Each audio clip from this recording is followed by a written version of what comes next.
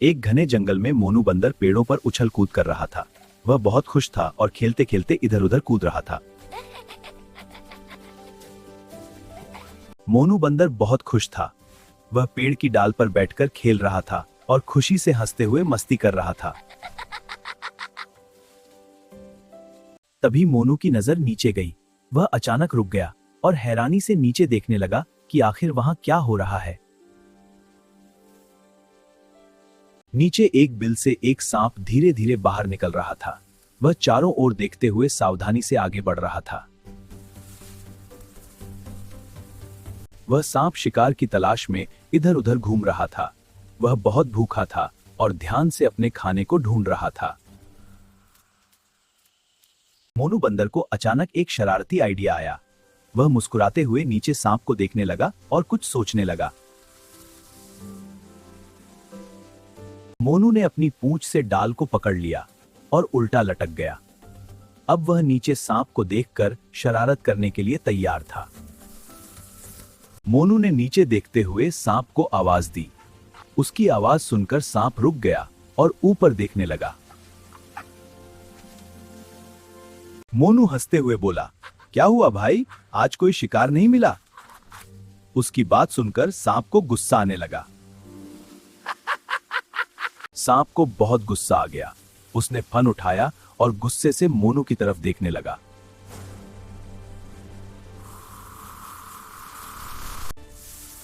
एक बार नीचे आजा, मेरे जहर से बच नहीं पाएगा।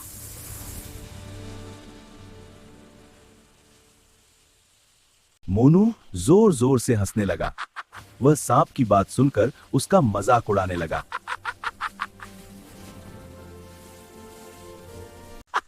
अरे भाई, मैं तो तुम्हारे फायदे की बात कर रहा हूं।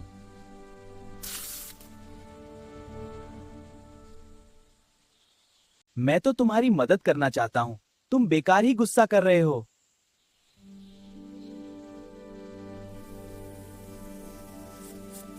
सांप का गुस्सा थोड़ा शांत हो गया। अब वह उत्सुकता से मोनू की बात सुनने लगा कि आखिर वह क्या कहना चाहता है। अच्छा बताओ, मेरा फायदा कैसे होगा?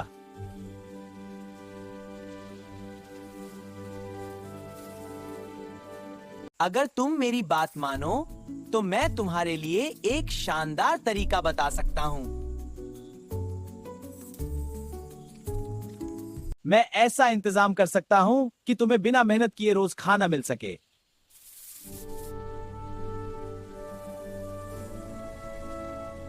यह सुनकर सांप चौंक गया। वह हैरानी से मोनू की तरफ देखने लगा और उसके मन में लालच बढ़ने लगा।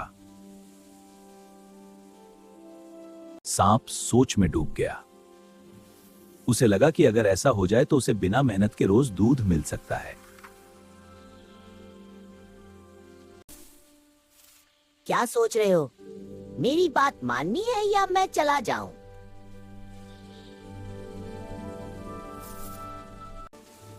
अरे भाई रुक जाओ, मुझे भी बताओ कि यह सब कैसे होगा।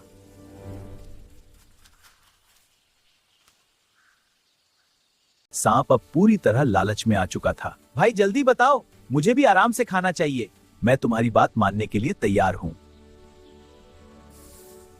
सुनो, मैं पूरे जंगल में फैला दूंगा कि तुम्हारे पास एक खास नागमणि है जो किसी की उम्र बढ़ा सकती है। मोनू आगे बोला, सबको लगेगा कि तुम्हारी नागमणि में जादुई ताकत है जो किसी को भी लंबी उम्र दे सकती है।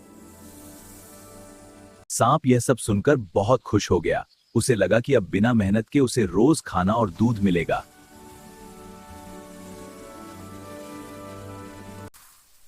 यह तो ठीक है, लेकिन अगर कुछ दिन बाद सबको सच पता चल गया तो क्या होगा?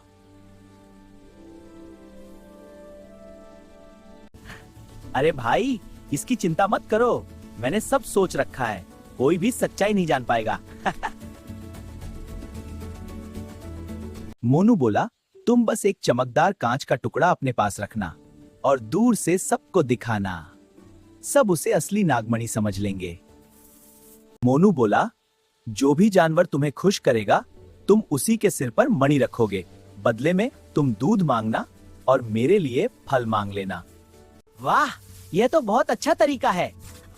अब मुझे कहीं जाने की जरूरत नहीं पड़ेगी। अगले दिन मोनू एक चमकदार कांच का टुकड़ा ले आया। उसने उसे सांप को दिखाया और कहा, यही हमारी नकली नागमणि है। मोनू पूरे जंगल में खबर फैलाने लगा कि सांप के पास जादुई नागमणि है। यह सुनकर सभी जानवर हैरान और उत्साहित हो गए। धीरे धीरे जंगल के जानवरों को यकीन होने लगा। वे दूर से सांप को देखने लगे और उसकी नागमणि की बात आपस में करने लगे। वाह, देखो ये सच में नागमणि है। शाबाश दोस्तों, अब जानवर सांप को खुश करने के लिए दूध और फल लाने लगे। सबको उम्मीद थी कि नागमणि से उन्हें लंबी उम्र मिलेगी। अब मोनू और सांप दोनों मजे करने लगे। मोनू फल खा रहा था और सांप आराम से दूध पी रहा था। कुछ दिनों तक सब कुछ सही चलता रहा। जानवर रोज खाना लाते और मोनू और सांप आराम से मजे करते रहे। धीरे धीरे सांप को घमंड होने लगा। अब वह खुद को सबसे ताकतवर समझने लगा और जानवरों को नजरअंदाज करने लगा। अब सांप कई जानवरों को मना करने लगा। मोनू यह सब देखकर थोड़ा परेशान हो गया और दुखी भी। कृपया हमारी मदद करें। नहीं, मैं तुम्हारी मदद नहीं करूंगा। लेकिन यह सब देखकर मुझे चिंता हो रही है। अब जंगल में परेशानी बढ़ने लगी। जानवर आपस में बात करने लगे और सबको सांप के व्यवहार पर शक होने लगा। बहुत अजीब है। हाँ, वो हमसे बात तक नहीं करता। हमें कुछ करना होगा। मैं बूढ़ा हो रहा हूं और अब शिकार नहीं कर पाता। मैं उस सांप के पास गया था, लेकिन उसने मेरी मदद नहीं की। मैं भी उसके पास गया था, लेकिन उसने मुझे भी मना कर दिया। अब हमें कुछ करना ही होगा। शेर बोला, लेकिन उसे बिल से बाहर कैसे निकालेंगे? यह सुनकर हाथी कुछ सोचने लगा और उसके दिमाग में एक चाल आई। हम उसके बिल के पास दूध रखेंगे और उसे बाहर बुलाएंगे। जैसे ही वह बाहर आएगा, मैं उसे खत्म कर दूंगा। ठीक है, तुम सांप को संभाल लेना और मैं उस बंदर को सबक सिखाऊंगा। अब समय आ गया है उसे रोकने का। अगले दिन हाथी ने सांप के बिल के पास दूध रख दिया। शेर पास ही छिपकर बैठ गया और दोनों सही मौके का इंतजार करने लगे। सांप खुशी खुशी बिल से बाहर निकला और दूध की तरफ बढ़ने लगा। उसे जरा भी अंदाजा नहीं था कि उसके लिए जाल बिछाया गया है। जैसे ही सांप दूध के पास पहुंचा, हाथी ने उस पर हमला कर दिया, लेकिन सांप ने परछाई देखकर खुद को बचा लिया और घबरा गया। डर के मारे सांप ने सब सच बता दिया। उसने कहा कि यह नागमणि नहीं, सिर्फ कांच का टुकड़ा है और यह सब मोनू की चाल थी। मोनू डरकर वहां से भाग गया। जाते जाते वह बोला, इस जंगल में अपना कोई नहीं, और फिर वह हमेशा के लिए वहां से चला गया। इस कहानी से हमें सीख मिलती है कि लालच और चालाकी का अंत हमेशा बुरा होता है। इसलिए हमें हमेशा सच्चाई और ईमानदारी का रास्ता अपनाना चाहिए।